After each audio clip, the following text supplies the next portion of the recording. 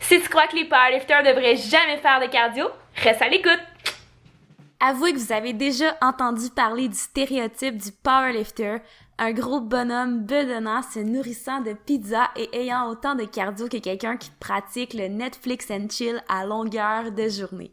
Sachez que nous essayons en tant qu'entraîneurs de ne pas contribuer à ce stéréotype car nous sommes avant tout des athlètes.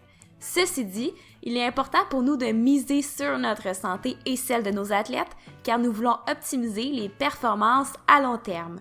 Le but n'est donc pas de nécessairement viser un pourcentage de gras X ou un poids en particulier, mais bien d'encourager la saine alimentation, la santé mentale, le sommeil, la gestion du stress et d'autres paramètres que nous considérons importants, dont parfois le cardio. Évidemment, notre sport est le powerlifting et une bonne capacité cardiovasculaire n'est absolument pas primordiale pour une bonne performance en compétition. Ce n'est donc pas du tout notre priorité lors d'une préparation pré-compétition. Toutefois, lors de la période hors saison, il peut être intéressant d'ajouter du cardio avec certains athlètes pour différentes raisons que nous verrons plus tard dans cette vidéo.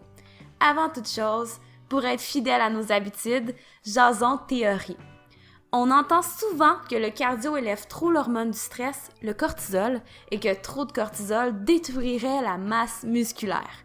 Bref, on dit souvent que le cardio serait mauvais pour les gains.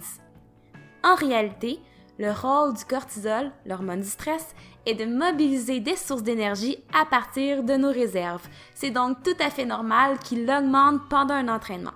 L'important, c'est qu'il redevienne aux valeurs de base dans la journée. Pourquoi?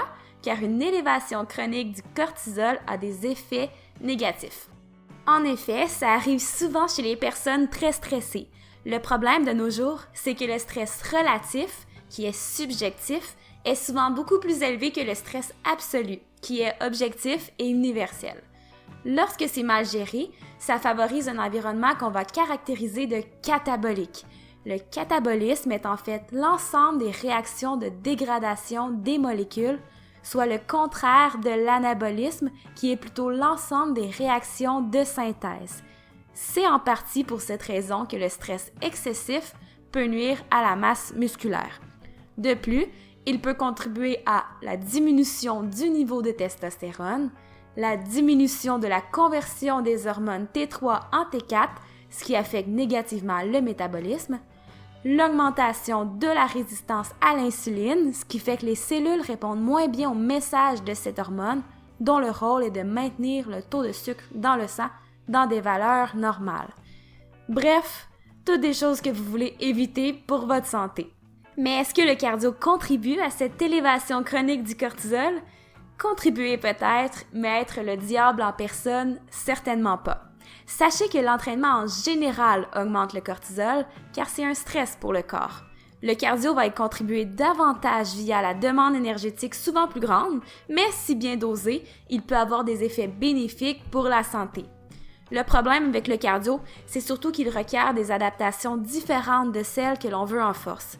Ce n'est pas spécifique au powerlifting et un des objectifs avec l'entraînement en résistance, c'est d'activer la voie métabolique mTOR qui favorise la synthèse des protéines et qui est une voie anabolique. Le cardio favorise quant à lui davantage l'augmentation de l'enzyme AMPK qui a une action contraire à la voie métabolique mTOR. On dit qu'elle est plutôt catabolique. Elle est activée lorsque l'énergie cellulaire s'épuise. Étant donné qu'ils ont un rôle contraire, il a longtemps été pensé que si AMPK s'active, mTOR devrait systématiquement s'arrêter. Le cardio devrait donc être évité. Par contre, la littérature scientifique a maintenant démontré avec certaines interventions une augmentation de l'AMPK et de mTOR sans perturbation de la synthèse des protéines subséquentes à l'entraînement. Et rappelez-vous, la synthèse des protéines post-entraînement reste élevée pendant au moins 24 à 48 heures. C'est donc pour dire que le cardio ne nuit pas systématiquement au gain acquis par l'entraînement en résistance. À vrai dire, vous n'avez pas à le fuir comme la peste. Par contre, la dose fait évidemment le poison. En effet, le cardio peut potentiellement nuire à la récupération, mais essentiellement lorsqu'il est mal dosé. Il peut aussi affecter à la baisse la production de force et de puissance si les deux types d'entraînement sont trop rapprochés. À vrai dire, la puissance est la première qualité affectée négativement, suivie par la force et finalement l'hypertrophie. Pour estomper cet effet négatif, vous pouvez espacer de 6 heures votre musculation de votre cardio. Mais ça, c'est dans un monde idéal et ce n'est pas du tout réaliste pour tout le monde.